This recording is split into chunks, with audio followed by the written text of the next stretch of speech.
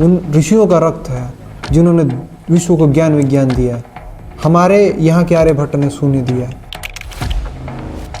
हम याद करें उस समय को कि तक्षशिला विश्वविद्यालय जी शिक्षा का सबसे बड़ा ये हुई कि छात्र जो है सरकार के रिस्पॉन्स से खुश नहीं थे। ऐसे भी टीनेजर्स आपको मिल जाएंगे नीट एस्पिरेंट्स जिन्होंने इसी फ्रस्ट्रेशन में आकर पब्लिक प्रॉपर्टीज को भी डैमेज किया है। मोस्टली ऐसी परीक्षा प्रणाली चाहती है जो सिक्योर हो और ट्रांसपेरेंट हो और सभी छात्रों को बराबर अपॉर्चुनिटी। नमस्कार दोस्तों, आज के पॉडकास्ट सिर्फ एक रिजाइनेशन की कहानी नहीं है। सवाल ये है कि क्या एक एजुकेशन मिनिस्टर के रिजाइन कर देने से देश की एजुकेशन सिस्टम की प्रॉब्लम खत्म हो जाएंगी या असली दिक्कत कहीं और है। पिछले कुछ दिनों में देश भर में स्टूडेंट सड़कों पर उतरे, सोशल मीडिया पर रिजाइन एजुकेशन मिनिस्टर ट्रेंड हुआ, प्रोटेस्ट हुए, पॉलिटिकल रिएक्शंस आए और आखिरकार एजुकेशन मिनिस्टर ने अपना पद छोड़ ही दिया। लेकिन क्या ये स्टूडेंट्स की जीत है या सिर्फ एक पॉलिटिकल स्टेप? या सिस्टम में अभी भी बहुत कुछ बदलना बाकी है? इसी मुद्दे पर बात करने के लिए हमारे साथ हैं एजुकेशन पॉलिसी और करंट अफेयर्स को गहराई से समझने वाले अमिताभ तेजस्वी। स्वागत है अमिताभ जी आज के हमारे इस पॉडकास्ट में। आपके आने के लिए बहुत बहुत धन्यवाद। सबसे पहले आप ये बताइए कि पूरा मामला शुरू कहाँ से हुआ? देखिए, पूरा मामला जो था नीट 2026 पेपर लीक का, वो इस तरह से शुरू हुआ कि अमूमन जो कोचिंग संस्थान होते हैं वो एग्ज़ाम से पहले क्वेश्चंस देते हैं बच्चों को कि ऐसे क्वेश्चंस एग्ज़ाम में आ सकते हैं, ऐसे क्वेश्चंस आने की संभावना है गेस्ट पेपर के जैसे। बिल्कुल वैसे ही कि इस कॉन्सेप्ट पे बेस्ड क्वेश्चंस आ सकते हैं, डेटा चेंज हो सकता है, इस तरह के क्वेश्चंस को देते हैं। लेकिन इस बार क्या हुआ कि जो एक संस्थान था उसने जो जो क्वेश्चंस अपने गेस्ट पेपर में दिए थे, असली क्वेश्चन पेपर से में और उस क्वेश्चन पेपर में भारी समानता पाई गई। असली क्वेश्चन पेपर में और उस क्वेश्चन पेपर में भारी समानता पाई गई और क्वेश्चंस बिल्कुल कॉमन थे। यहाँ से पेपर लीक का मुद्दा उठा जो कि बच्चों में फैला और तुरंत ही सवाल उठने लगे कि पेपर लीक हो गया है। और इस तरीके से बच्चों में आक्रोश डेवलप हुआ और जिसकी परिणति आप देख रहे हैं कि आंदोलन के रूप में हुई। अब आप ये बताइए कि आखिर स्टूडेंट इतने गुस्से में क्यों थे? क्या सिर्फ एक इशू था या कई सारी प्रॉब्लम्स एक साथ जुड़ गई थी? देखिए, किसी एक इशू से इतनी बड़ी जनसंख्या गुस्से में नहीं है। ये जैसे आप ही का और मेरा संबंध है, मान लीजिए कि मेरा आपसे खूब अच्छा संबंध है, मैं आपसे अच्छा व्यवहार करता हूँ, मान लीजिए एक बार कॉलर पकड़ूँ तो ऐसा थोड़ा है कि पहली बार मैं गुस्से में आ जाएंगे, आपको लगेगा मजाक कर रहा है यार। लेकिन मैं 5 बार आपको कोई धक्का दे दूँ, कोई कॉलर पकड़ लूँ तो क्या होगा, आप गुस्से में आ जाएंगे। ये वही बात है। यहाँ पे मैंने एक बहुत सरलीकृत उदाहरण ये दिया है, बहुत सिंपल करके। नीट 2024 में भी पेपर लीक हुआ था। ये बात सबके सामने स्पष्ट है कि पेपर लीक हुआ था और ये बात मानी गई थी कि पेपर लीक हुआ है, लेकिन पुनः परीक्षा इसलिए नहीं कराई कि पूरे देश में सर्कुलेट नहीं हुआ था पेपर। लेकिन कुछ लोगों को तो उसका लाभ मिला था और निश्चित रूप से कुछ लोग उससे टॉपर्स में भी आए होंगे। तो बच्चों के अंदर उस समय से क्षोभ था। दूसरी बात अगर आप लें तो 2019 से 2024 तक में कम से कम राज्य स्तरीय और केंद्र स्तरीय परीक्षाएं यदि आप मिला लें तो 41 परीक्षाओं के पेपर्स लीक हुए और इसके कारण 1,40,00,000 के लगभग अभ्यर्थी प्रभावित हुए हैं। तो इतनी बड़ी जनसंख्या प्रभावित हुई है पेपर लीक के मुद्दे से। तो ये अकेले नीट पेपर लीक का मुद्दा नहीं था, इसमें और लोग भी जो अन्य पेपर लीक से प्रभावित थे वो भी जुड़ते चले गए कि एजुकेशन में रिफॉर्म्स होने चाहिए। अब लोग इतने गुस्से में क्यों थे ये पूछें तो सबसे पहली बात है मानसिक तनाव। पहली बात है मानसिक तनाव, क्योंकि कोटा में जो एक बच्चा बैठा है वो 16-16 घंटे 17-17 घंटे पढ़ता है, वो मेहनत करता है साल भर, और तब वो चाहता है कि अगर मैंने मेहनत किया है तो मुझे उसका रिवार्ड मिलना चाहिए। हर कोई चाहता है।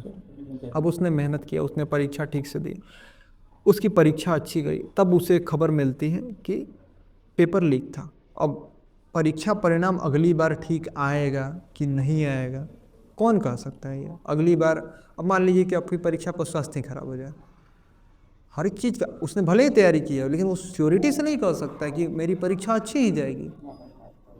तो इस कारण से बच्चों में आक्रोश डेवलप हुआ और ये एक प्रमुख कारण था कि जनता इतने आक्रोश में आ गई। दूसरी बात जो आक्रोश बढ़ाने में जो कारगर रही वो ये थी कि सोनम वांगचुक का अनशन, जब उन्होंने अनशन किया तो शुरू में भी किसी ने बहुत ज़्यादा ध्यान नहीं दिया, लेकिन जब अनशन चलता रहा और सरकार ने फिर भी ध्यान नहीं दिया तो देश के बहुत बड़े वर्ग का ध्यान उस पर गया। आपने उमी वैद्य की वीडियो देखी होगी, उन्होंने कहा कि रैंचो को बचाओ, और पूरा देश जो है उनके लिए सहानुभूति पूरे देश के हृदय में डेवलप कर गई। सोनम वांगचुक जी का अनशन एक बहुत इम्पॉर्टेंट कॉज था प्रोटेस्ट को एक्सेलरेट करने के लिए। तीसरा जो कारण हुआ जिसने प्रोटेस्ट को बहुत ज़्यादा एक्सेलरेट कर दिया वो था पुलिस का इस प्रोटेस्ट के प्रति रवैया। चाहे आप देख लें दिल्ली की घटना, चाहे आप बिहार की घटना ले लें, चाहे आप कहीं की घटना ले लें, आप जो पुलिस का जो रवैया था वो निश्चित रूप से ठीक नहीं था। ये बात सही है कि उसमें कुछ उपद्रवी तत्व घुस गए थे प्रोटेस्ट में, जिन्होंने पत्थर मारे, ये सब बात सही थी, लेकिन सरकार का, कानून का, प्रशासन का कर्तव्य क्या है कि उन असामाजिक तत्वों को पकड़ के उनको दंडित किया गया, न कि सारे विद्यार्थियों को पीटा गया। और दिल्ली में जो हुआ वो सबने देखा है, बिहार में जो हुआ वो भी सबने देखा है, बिहार की घटनाएं और भी बहुत हुई हैं। तो इस कारण से हम लोग कह सकते हैं कि प्रोटेस्ट को जब कुचलने की का जो प्रयास बलपूर्वक जो हुआ है उस कारण से और अधिक प्रोटेस्ट भड़क गया।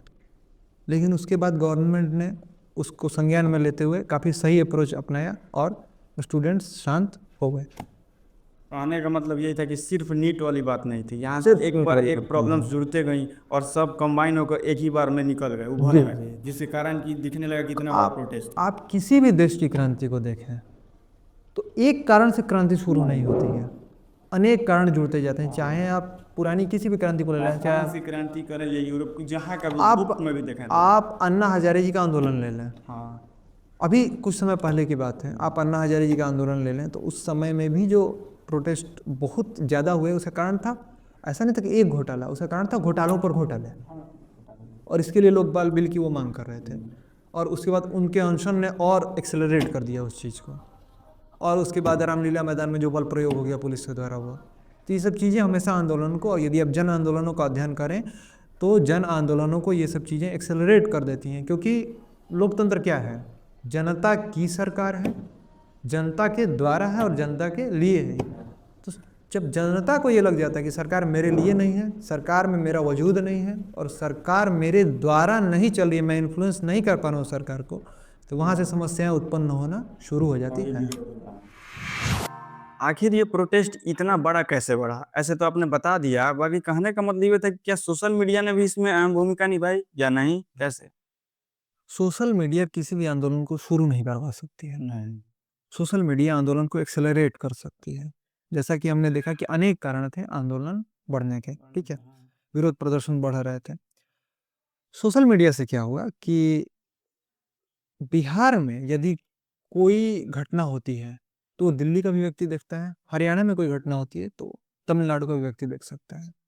इस कारण से सब कुछ इंटरकनेक्टेड हो गया। जहाँ भी एक भी छात्र पर यदि कोई अत्याचार हुआ तो वो तुरंत सबके सामने आ गया और उसने जन भावनाओं को और उद्वेलित किया। और यदि हम दूसरी घटना देखें तो सब रील्स बना रहे थे, आजकल रील्स का ट्रेंड जेनजी में बहुत ज़्यादा है। तो नीट के विद्यार्थी की हमने एग्जाम्स दिए, ऐसा हुआ, अब इस मानसिक तनाव से हमें गुजरना पड़ रहा है और इतनी सारी समस्याएं हैं, तो सब कुछ इंटरकनेक्टेड हो गया। सोशल मीडिया ने यहाँ पर ये भूमिका निभाई। जैसा कि जब 10th का जो एग्जाम हुआ था या और 12th का जो एग्जाम हुआ था तो उसमें भी यह पाया गया था, उसमें भी कुछ दिक्कतें जो हुई थी वो छात्रों ने बताई थी कि वो सोशल मीडिया पे आके। इसी प्रकार से नीट के भी एग्जाम में बच्चों ने इस बात पर विवरण देना शुरू किया कि हमारी आप बीती क्या है, और उससे क्या हुआ कि एक दूसरे से जो समन्वय बना उसके कारण आंदोलन निश्चित रूप से बड़ा हुआ। लेकिन ये नहीं कह सकते कि सोशल मीडिया ने आंदोलन को उद्वेलित कर दिया, नहीं, आंदोलन के प्रमुख कारण थे, सोशल मीडिया ने एक्सेलरेट करने में, उसके त्वरण में भूमिका निभाई है। एक्सीलरेट करने से ये भी कह सकते हैं कि हमें फायदा ये हुआ कि जैसे मान लीजिए किसी अत्याचार हो रहा है स्टूडेंट पे, तो मान लीजिए वो सोशल मीडिया ने अपने मीडिया पे दिखाया, तो बात हर जगह फैली, जिससे कि कोई स्टूडेंट का अगर पक्ष में भी होना चाहे या विपक्ष में भी होना चाहे, वो भी उसमें सम्मिलित हो। जी, जी, बिल्कुल, बिल्कुल, बिल्कुल, इस पे स्वस्थ चर्चाएँ जो हैं सोशल मीडिया के कारण संभव है। देखिए, अब बहुत सारी घटनाएँ हो जाती है जैसे गाली-गलौज सोशल मीडिया पे ये सब होती हैं इस तरह की घटना, लेकिन सोशल मीडिया के सकारात्मक पक्ष से हम लोग इनकार नहीं कर सकते हैं कि सोशल मीडिया ने जनता में जागरूकता को बढ़ाया है। कहने का मतलब ये है कि जैसे इतना बड़ा प्रोटेस्ट हुआ, सही है, अब दिन पर दिन बढ़ता ही है, ये भी बात सही है। शुरू में सरकार की क्या रिस्पॉन्स? देखिए, सरकारें जैसा रिस्पॉन्स लेती हैं कि सरकार ने इस बात को ऐसा नहीं कि एक्सेप्ट नहीं किया कि पेपर लीक हुआ है, इस बात को उन्होंने एक्सेप्ट किया है, पेपर लीक हुआ है। लेकिन बात ये हुई कि छात्र जो है सरकार के रिस्पॉन्स से खुश नहीं थे, क्योंकि जब 2024 में पेपर लीक का मुद्दा आ चुका था, तो आपने क्यों संस्थागत सुधार नहीं किए? आपने क्यों वो कदम नहीं उठाए कि आगे पेपर लीक ना हो? उस तरह के सवाल 2024 में उठे थे पेपर लीक के। तो अगर सवाल उठे थे तो आपको उस समय में संस्थागत सुधार करने चाहिए कि कहाँ से पेपर लीक हो रहा है, लेकिन तो इस कारण से सरकार पे सवाल उठे। तो जब सरकार ने ये कदम उठाए कि जांच बैठाई गई और पुनः परीक्षा का निर्णय लिया गया, तो ठीक है, वो सरकारें जैसा करती हैं उन्होंने वैसा निर्णय लिया, लेकिन जनता इससे खुश नहीं हुई। इसका कारण था कि जनता अब ऐसी परीक्षा प्रणाली चाहती है जो सिक्योर हो और ट्रांसपेरेंट हो और सभी छात्रों को बराबर अपॉर्चुनिटी दे सके। मतलब इस चीज़ को हम रिलेट करा सकते हैं पिछले वर्षों से। कहने का मतलब ये है कि सरकार का शुरू में क्या रिस्पॉन्स है, इससे मतलब नहीं है। मतलब इससे है कि जब पहली बार ये मुद्दा सामने आया, जब इस बात पे विवाद हुआ कि नीट का पेपर लीक हुआ, तो आप उसी समय व्यवस्था को क्यों नहीं इतना स्ट्रिक्ट किए, इतना डेवलप किए कि ये बात दूसरा दोबारा हो ही ना। जी, क्योंकि जी, ये छोटे मोटे लेवल की बात जी, नहीं है, जी, एक लेवल का एग्जाम होता जी। है नीट। नीट के एग्ज़ाम के लिए आप देखेंगे कि कोटा में कई सारे मंदिर हैं। आप चले जाइए, आप नीट के एग्ज़ाम के पहले देखिए बच्चे जो हैं जा कर के वहाँ पे, अब बच्चों की भीड़ लगी रहती है। इस बार नीट हो जाए, नीट से कितना लगा है बच्चों को। दूसरी बात है कि देखिए स्थितियाँ सुधरी हैं, कई पर्सपेक्टिव को हमको इसमें देखना पड़ेगा। स्थितियाँ सुधरी हैं, जैसे कि ease of doing business, business करना पहले से आसान हुआ, इससे कोई मतलब इसमें इनकार नहीं है बात में। लेकिन आज भी बिजनेस करना, एंटरप्रेन्योरशिप, इनोवेशन हर किसी के लिए आसान नहीं है। ठीक है, आज भी उतना आसान ये सब चीज़ें नहीं हैं। इस कारण से लोगों के पास में सीमित विकल्प है अपने लेवल को चेंज करने का। जैसे मान लीजिए कि एक मिडिल क्लास व्यक्ति है, वो जाना चाहता है, ऊपर उठना चाहता है, या फिर कोई लोअर मिडिल क्लास व्यक्ति है, या फिर कोई बच्चा है जो दबे कुचले वर्ग से आता है, निर्धन वर्ग से आता है, तो उसके पास में अपनी स्थिति को सुधारने के, अपने परिवार की स्थिति को सुधारने के सीमित विकल्प हैं। तो कहीं ना कहीं इस तरीके की जो परीक्षाएं नीट जेई, वो उनको एक आसान विकल्प देती हैं कि यदि मैं मेहनत करूंगा तो यहाँ से मैं सफल होकर के अपनी स्थिति, अपने परिवार की स्थिति को बदल सकता हूँ। तो यहाँ एक केवल परीक्षा नहीं रह जाती, ये एक भावनात्मक जुड़ाव हो जाता है। और ये सरकार की विफलता निश्चित रूप से मानी जाएगी कि आपने इतनी बड़ी परीक्षा सिक्योर तरीके से और ट्रांसपेरेंट तरीके से हो, इसके लिए आपने आवश्यक कदम पहले क्यों नहीं उठाए। सरकार सरकार ने जो पुनः परीक्षा का निर्णय लिया वो सही है, क्योंकि पुनः परीक्षा नहीं लिया लिया जाता तो अन्याय होता बच्चों के साथ में। लेकिन कुछ कदम पहले उठाए जाने थे कि ये पेपर लीक ना हो। अब देखिए, पहले तो स्टूडेंट्स, इवन बहुत सारे लोग भी इस बात को बोल रहे थे कि एजुकेशन मिनिस्टर को रिजाइन देना पड़ेगा। उन्हें मतलब मजबूर करना एक होता है, उस टाइप की स्थिति आ गई थी। आखिरकार मैंने फाइनली एजुकेशन मिनिस्टर ने रिजाइन कर ही दिया। तो कुछ लोगों का अब ये भी कहना है कि एजुकेशन मिनिस्टर सिर्फ रिजाइन करने से कुछ नहीं बदलेगा। आप क्या इस बात से सहमत हैं? शिक्षा मंत्रालय की राजनैतिक जवाबदेही जो है वो शिक्षा मंत्री की होती है, ठीक है। लेकिन एक केवल मंत्री के रेजिग्नेशन से यदि कोई सोचता है कि सब कुछ बदल जाए, तो नहीं, संस्थागत सुधार आवश्यक है। इस बात की समीक्षा आवश्यक है कि पेपर कहाँ से लीक होता है, पेपर कहाँ बनता है, कौन लोग, जो लोग उनको बनाते हैं वहां से लीक कर रहा है पेपर, या फिर ट्रांसपोर्टेशन में लीक कर रहा है पेपर, पेपर प्रिंटिंग में लीक कर रहा है, पेपर कहाँ लीक कर रहा है, और वहां पर सुधार की आवश्यकता है। और भी लूप होल्स देखे जाने चाहिए कि कहाँ कहाँ से पेपर लीक कर सकता है, और उन सब चीज़ों की रोकथाम होनी चाहिए। और इसलिए हम लोग को टेक्नोलॉजी का सहारा लेना चाहिए। अकेले मंत्री के रेजिग्नेशन से नहीं होगा, ये बात सही है, लेकिन मंत्रियों के रेजिग्नेशन इसलिए आवश्यक हैं क्योंकि इससे जवाबदेही बढ़ती है और जनता का सरकार पर विश्वास बढ़ता है। यदि आप इस घटना को देखें तो धर्मेंद्र प्रधान जो है बीजेपी के कद्दावर नेता है, कोई छोटे मोटे नेता नहीं है। और ओडिशा ओडिशा का इलेक्शन जिताने में धर्मेंद्र प्रधान की बड़ी भूमिका रही है। धर्मेंद्र प्रधान जी एक बड़े नेता हैं और इसलिए भाजपा शुरू में भाजपा सरकार नहीं चाहती थी कि धर्मेंद्र प्रधान का रेजिग्नेशन हो, लेकिन चूंकि जनता का दबाव है और लोकतंत्र जनता के लिए सरकार है और मोदी जी एक मझे हुए नेता हैं, जमीन से उठ करके बहुत ऊपर तक गए हैं मोदी जी। यदि उनका जीवन आप देखें तो वो आम लोगों के बीच में रहे तो उन्हें पता है कि आम व्यक्ति एक साधारण व्यक्ति किस प्रकार से सोचता है, इसलिए उन्होंने रेजिग्नेशन कराने का जो निर्णय लिया वो बिल्कुल सही था। ये जनता में एक विश्वास बना और उस विश्वास के बनने से आप देख सकते हैं कि प्रोटेस्ट रुक गए हैं। तो ये उनकी राजनीतिक सूझबूझ का उदाहरण है। और बिल्कुल यदि कोई पूरा का पूरा कोई विभाग ठीक से काम नहीं कर रहा है तो मंत्री को उसकी जवाबदेही लेनी चाहिए और रेजिग्नेशंस भी इस स्थिति में आवश्यक होते हैं। इससे मंत्रियों पर भी एक दबाव रहता है कि हमें संस्था की समीक्षा करनी है, देखना है कि कहाँ सुधार हो सकते हैं और ऐसी नीतियां बनानी है कि वह विभाग अच्छा प्रदर्शन कर सके। कहने का मतलब यही है कि रिजाइनेशन से लाभ तो है। जी बिल्कुल, रेजिग्नेशन से ये हुआ कि एक जनता में विश्वास बनेगा। जनता देखिए, सरकार क्यों है? जनता के लिए है। यदि जनता नहीं रखना चाहती है तो सरकार कैसे रह सकती है? इसलिए यदि जनता का दबाव हो तो नेता को रेजिग्नेशन बिल्कुल देना चाहिए। अच्छा, तो आप ये बताएं कि अगर रिजाइनेशन ना होता तो प्रोटेस्ट बढ़ सकता था, और बढ़ सकता था तो कितना बढ़ सकता था? राजनीति विज्ञान और जन आंदोलनों का यदि हम अध्ययन करें तो यह बात स्पष्ट है कि यदि जनता आंदोलन कर रही है और अगर उसकी मांगे न मानी जाए, यदि जनता को ये लग गया कि सरकार मुझ पर ध्यान नहीं दे रही है, हम पर ध्यान नहीं दे रही है, तो जनता के अंदर का आक्रोश बढ़ जाता है और बढ़ के भड़क जाता है। तो आंदोलन यदि रेजिग्नेशन नहीं होता तो जनता को ये लगता कि हम हाशिए पे हैं।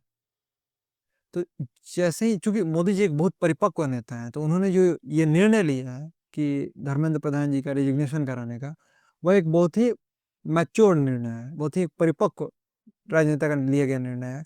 इसने जनता में भरोसे को, विश्वास को फिर से बहाल किया है। यदि यह नहीं किया जाता तो हम देख रहे हैं कि प्रोटेस्ट कितना उग्र हो रहा था और प्रोटेस्ट अचानक से जो शांत हुआ है वो किस कारण से शांत हुआ, ये सबके सामने स्पष्ट है। रिजाइनेशन बहुत बड़ा रोल इसमें। जी बहुत बड़ा रोल है, बहुत बड़ा रोल है।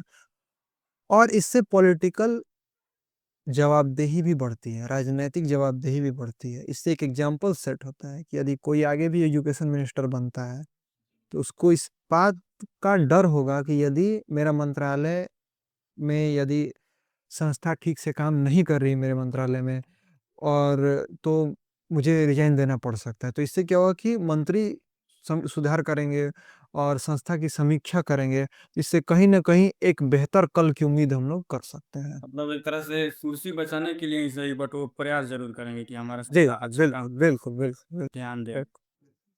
देखिए, लोकतंत्र और राजतंत्र का बेसिक फर्क क्या है? राजतंत्र में समस्या क्या है, तानाशाही में समस्या क्या है कि तानाशाह जनता के प्रति जवाबदेह नहीं होता है, उसको इस बात का डर नहीं होता कि सत्ता जा सकती है, इसलिए तानाशाही में जनता की जरूरतों का ख्याल नहीं रखा जाता है। लेकिन लोकतंत्र में क्या होता है कि डर है सरकार को कि अगर हम ठीक से काम नहीं करेंगे तो 5 साल के बाद हम चले जाएंगे। तो मंत्रियों के भीतर भी अगर ये डर रहेगा कि अगर हम ठीक से काम नहीं करेंगे तो बीच में मेरा रेजिग्नेशन हो सकता है, इसका प्रभाव ये पड़ेगा कि वह ये इस बात को इंश्योर करेंगे कि हमारा विभाग अच्छे से परफॉर्म करे।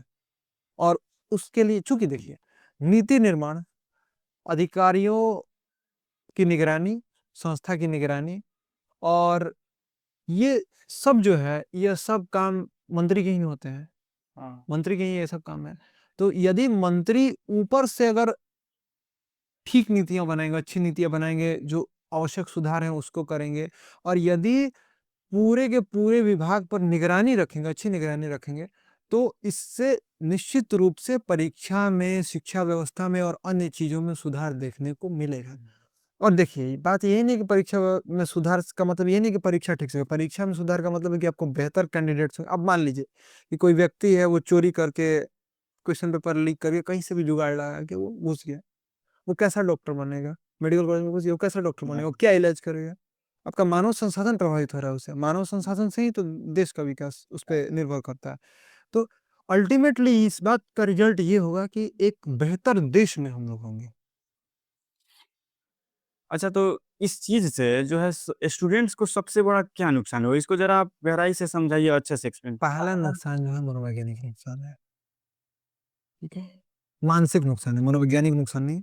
पहला नुकसान मानसिक नुकसान है। दूसरा नुकसान है कि अब मान लीजिए कि कोई कोटा में कोचिंग करता था, तो कोटा में जो कोचिंग कर रहा है तो अमूमन वो लोग क्या करते हैं, कोटा का ही एड्रेस दे देते हैं। वहीं पे एग्ज़ाम पड़ जाता है, उन लोगों का एग्ज़ाम सेंटर वहीं पे चला जाता है।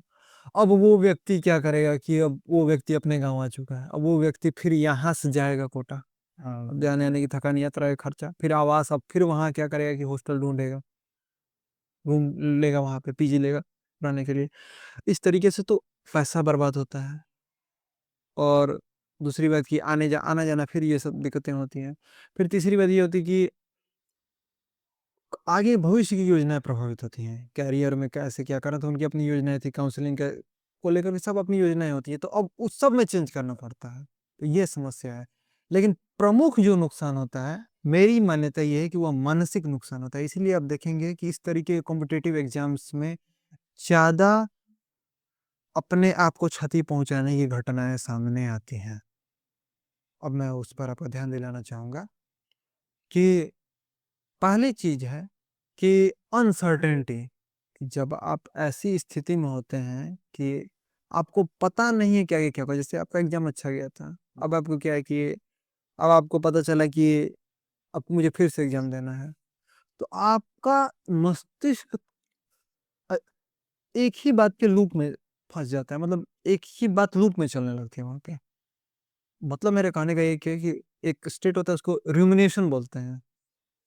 तो उसमें क्या है कि आपका मस्तिष्क अब लगातार सोचे अब की बार एग्जाम कैसा जाएगा, कॉलेज मिलेगा कि नहीं मिलेगा, उस समय कैसे कैसे क्वेश्चंस होंगे, कैसी कंडीशंस रहेंगी, और लगातार इन बातों पर सोचने से मानसिक थकान पैदा बहुत होती ज़्यादा है। मेंटल स्ट्रेस होता है। बहुत ज़्यादा यही स्टेज अगर कुछ दिनों तक रह जाए, यही मानसिक स्थिति यदि कुछ दिनों तक रह जाए, तो क्रोनिक स्ट्रेस का सिचुएशन आ जाता है। क्रोनिक स्ट्रेस का सिचुएशन, आप लगातार उस बात को सोच रहे हैं, तो इससे मस्तिष्क तनाव की स्थिति में लंबे समय तक रह जाता है। अब उससे क्या होगा, चिड़चिड़ापन होता है, याददाश्त की कमी हो जाती है, फोकस की कमी हो जाती है, जो कि आवश्यक है परीक्षाओं के लिए, बहुत आवश्यक। और नींद ना आना, मेंटल मोटिवेशन की कमी होना, ये सब चीजें होती हैं। तीसरी जो सबसे महत्वपूर्ण बात है वो है परसीव्ड कंट्रोल, एक चीज होती है, यानी कि मनोविज्ञान में परसीव्ड कंट्रोल एक बहुत ही महत्वपूर्ण अवधारणा है, कॉन्सेप्ट है। तो परसीव्ड कंट्रोल का मीनिंग क्या है कि जब आप मेहनत करते हैं जैसे नीट के लिए, तो आपको ऐसा लगता है कि हम मेहनत कर रहे हैं तो इससे रिजल्ट आएगा, मैं मेहनत कर रहा हूँ तो मुझे रिजल्ट मिलेगा, मिलेगा। अच्छा रिजल्ट, मैं नीट एग्जाम में अच्छा रैंक लाऊंगा, मुझे कॉलेज मिलेगा, मान लीजिए कि बहुत अच्छा करूँगा, एम्स मिलेगा, ठीक है, तो मैं वहाँ पे जाऊँगा और मैं वहाँ बेहतर तरीके से जब परफॉर्म करूँगा तो आगे जाकर के मेरे भविष्य के लिए भी अच्छा होगा और मैं देश में भी की भी सेवा कर पाऊँगा। तो इस तरीके की भावना रहती है। लेकिन जब आपको पता चलता है ये कोई पेपर लीक कर ले रहा है किसी तरीके से और उसका सिलेक्शन हो जा रहा है, तो कहीं न कहीं ये जो आपको ये लगने लगता है कि मेरे मेहनत से मेरा भविष्य तय नहीं हो रहा है। और जब यह स्थिति आती है, तो यह बहुत अधिक असहाय स्थिति में उस व्यक्ति की मानसिक अवस्था चली जाती है। वह व्यक्ति मानसिक रूप से बहुत ही असहाय महसूस करता है और अत्यंत निराश महसूस करता है, और इसकी परिणति अपने आप को क्षति पहुँचाने में भी हो सकती है और दूसरे को क्षति पहुँचाने में भी हो सकती है उस फ्रस्ट्रेशन में। हो सकता है कोई व्यक्ति इस स्थिति में होकर के अपने आप को क्षति पहुँचा ले, हो सकता है कि इस स्थिति में जाकर के वो पब्लिक प्रॉपर्टी को आंदोलन में जाकर डैमेज करने लगे। दोनों ही परिस्थितियाँ हैं, दोनों हो सकते हैं। दोनों ही परिस्थितियाँ हैं। ये सबसे घातक स्थिति होती है। चौथी बात है आइडेंटिटी थ्रेट। जैसा कि नीट की परीक्षा देने वाले मोस्टली किशोर होते हैं, एडोलेसेंट्स होते हैं, ठीक है?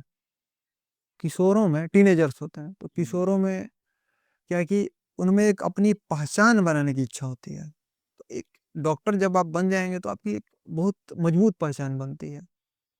लेकिन जब वो अपने आप को उस लक्ष्य से जोड़ चुका है, लेकिन जब उसको पता चलता है कि कोई पेपर लीक करके और मेरे सपनों में पानी फेर दे रहा है, तो यह बहुत अधिक निराशाजनक स्थिति होती है। और इसकी परिणति फिर से मैंने जो बताया कि निराशा की परिणति 2 जगह पे होती है। यदि बहुत अधिक निराशा बढ़ जाए, अपने आप को क्षति पहुंचाने के रूप में अथवा किसी अन्य को या पब्लिक प्रॉपर्टी को क्षति पहुंचाने के रूप में, उग्र होने के रूप में। ठीक है, जैसा कि आप टीनेजर्स को देख रहे हैं, कई सारे टीनेजर्स होते हैं जो अपने आप को इस कारण से क्षति केस मिलता है इस टाइप से। इस कारण से क्षति पहुंचाते हैं या पहुंचाए हैं। और ऐसे भी टीनेजर्स आपको मिल जाएंगे, नीट एस्पिरेंट्स, जिन्होंने इसी फ्रस्ट्रेशन में आकर पब्लिक प्रॉपर्टीज को भी डैमेज किया है। मोस्टली नीट के एस्पिरेंट्स नहीं थे पब्लिक प्रॉपर्टी को डैमेज करने में, लेकिन जब हम कहते हैं कि किशोर उग्र हो गया, वो गलत करने लगा, तो वो क्यों गलत करने लगा, वो किस स्थिति में गलत करने लगा, इसको हमको एक बार देखना पड़ेगा कि उसके पीछे अवस्थाएं क्या थी। ठीक है, जैसे मान लीजिए कि आप खूब मेहनत करें, खूब मेहनत कर रहे हैं आपकी, ठीक है, आप मान लीजिए यूपीएससी की तैयारी करने की हो जाएगा, घूस लेके अगर यूपीएससी में होने लगा, ऐसा नहीं होता है। यूपीएससी एक बहुत अच्छे तरह से एग्जाम लेती है, या फिर किसी भी, जैसे मान लीजिए कि आप यूपीएससी की तैयारी करते हैं और ये मान लीजिए आपको अचानक से एक दिन पता लगता है किस तरीके से चीजें होती है, क्वेश्चन लीक कर देता है, तो आप अत्यंत असहाय महसूस करेंगे, क्योंकि आपने बहुत मेहनत की, अपने आप को, अपने उसमें बहुत इन्वेस्ट किया, आपने अपने आप को उसमें डुबोया है। तो जब बहुत अधिक असहायता की स्थिति आएगी, निराशा की स्थिति आएगी, तो उसकी परिणति इस रूप में हो जाती है।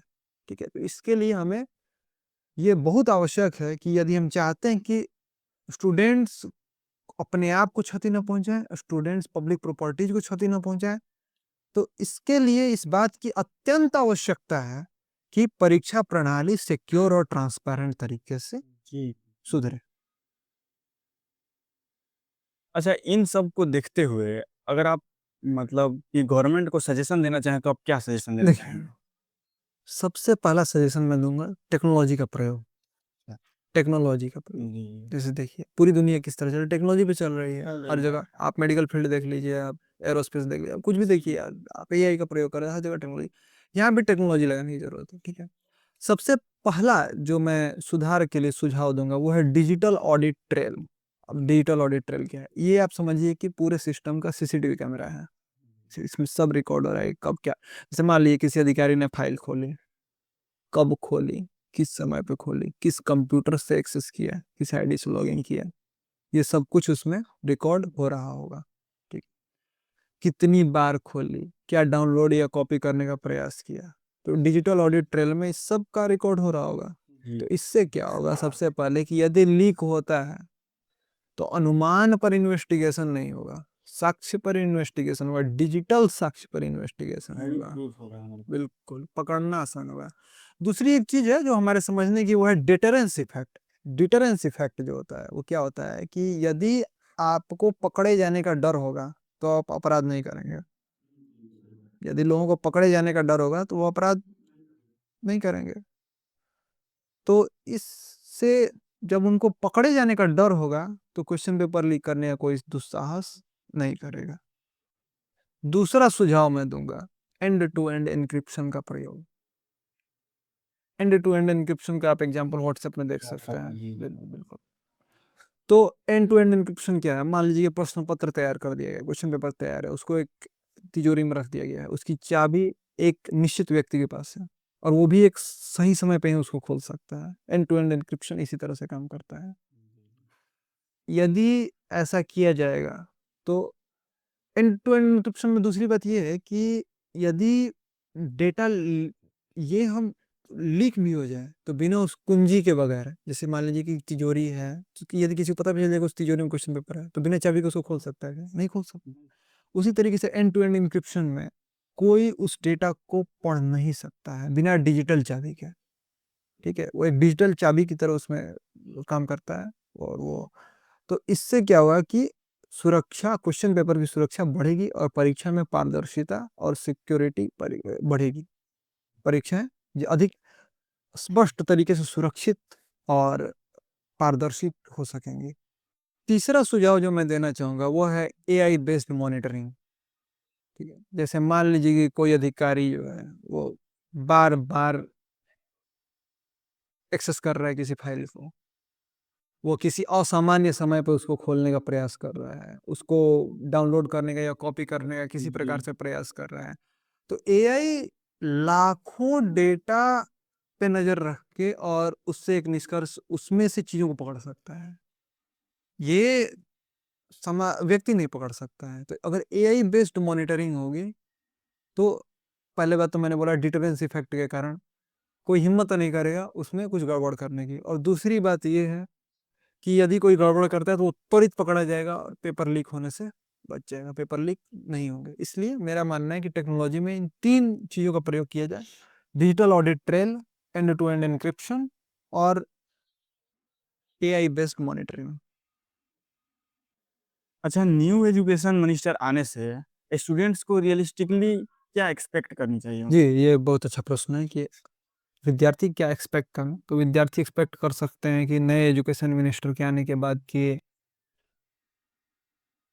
परीक्षा सुरक्षा की समीक्षा।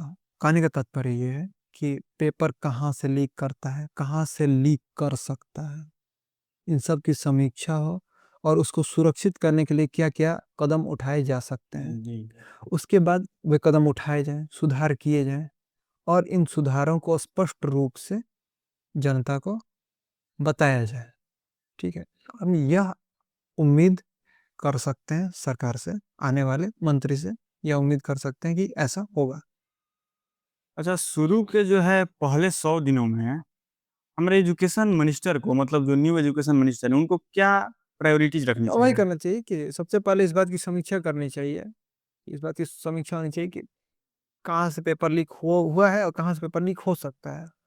उसके बाद उसका एक पूरा रोड मैप बनाया जाना चाहिए कि हम ये जो लूप होल है इसको ऐसे हटाएंगे, इस समस्या का समाधान हम ऐसे करेंगे, या हर समस्या का समाधान हम कैसे करेंगे, उसका एक पूरा रोड मैप बनाया जाना चाहिए और उस पर क्रियान्वयन होना चाहिए, जिससे कि भविष्य में परीक्षा सुरक्षा सुनिश्चित हो सके और सुरक्षित परीक्षा हो और पारदर्शी परीक्षा हो।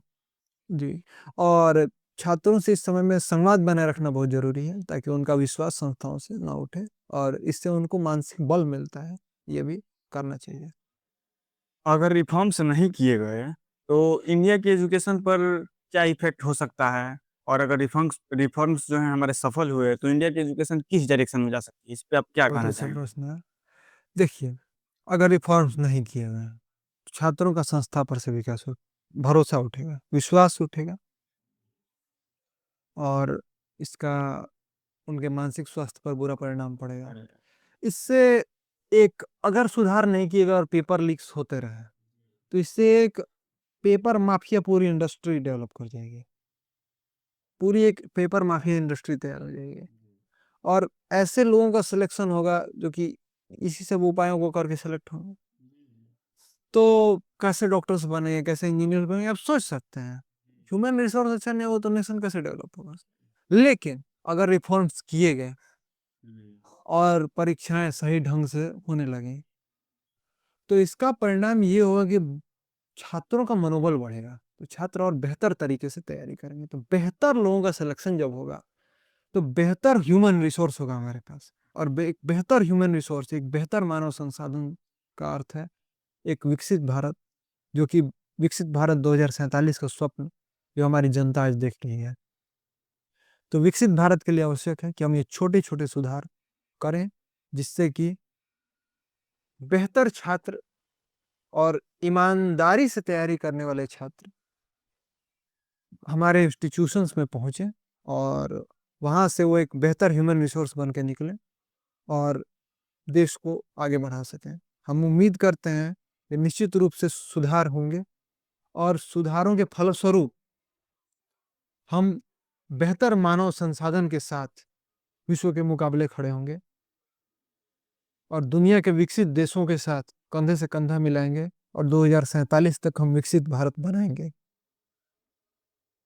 कहने का मतलब कि अगर मतलब हमारा जो है ये सफल होता है, सक्सेस होता है रिफॉर्म्स जो हमारे हुए, तो उससे एजुकेशन पॉलिसी अगर हमारा इंडिया का जो है बढ़ती है, तो इससे एक और इम्पैक्ट होगा कि लोग ज़्यादा नॉलेज वाले होंगे, पढ़े लिखे होंगे, तो हानि कम, ये एनवायरनमेंट को बचाना चाहेंगे। जी, और दूसरी बात ये, बेहतर ह्यूमन रिसोर्स।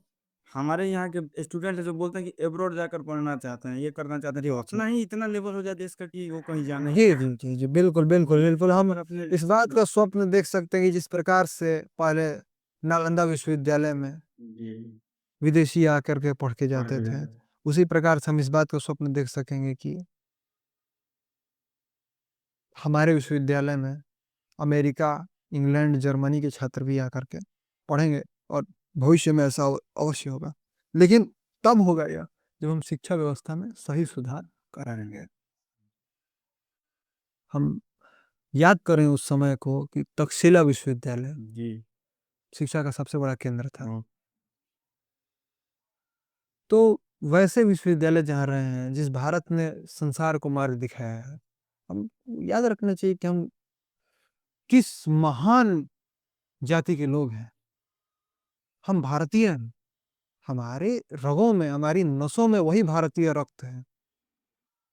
उन ऋषियों का रक्त है, जिन्होंने विश्व को ज्ञान-विज्ञान दिया। हमारे यहाँ के आर्यभट्ट ने शून्य दिया। हमारे जिस पे पूरा गणित टिका हुआ है। तो हमारे यहाँ के राजाओं ने राष्ट्र को कितना समृद्ध किया, हमारे देश का व्यापार कितना समृद्ध था। तो हम कर सकते हैं, हमने पहले किया है, लेकिन आज क्या हुआ है तो छोटी-छोटी कमियाँ, छोटी-छोटी गलतियाँ, छोटे-छोटे लूपहोल के कारण ये सब हो रहा है। तो हम निश्चित रूप से हम ये आशा करते हैं कि हम सुधारों के बाद फिर उस लेवल पे जाए। फिर हम विकसित भारत बनेंगे और अवश्य बनेंगे। अमिताभ जी, आपका बहुत-बहुत धन्यवाद हमारे इस पॉडकास्ट को इन्फॉर्मेटिव बनाने के लिए। और मेरा आई होप, मेरा एक्सपेक्टेशन है कि हमारे जो व्यूअर्स हैं, जो कि इस पॉडकास्ट को देख रहे हैं, उनको इस पॉडकास्ट से बहुत सारी इन्फॉर्मेशन मिली होगी, जो कि आपके मन में जो भी डाउट्स आते हैं, जो भी सवाल इस प्रोटेस्ट को लेकर आ रहे हों, हमने प्रयास किया है कि काफ़ी सारे सवाल को, आपके 70% सवालों को कवर कर सकें। तो आई होप कि आपको इससे बेनिफिट हो।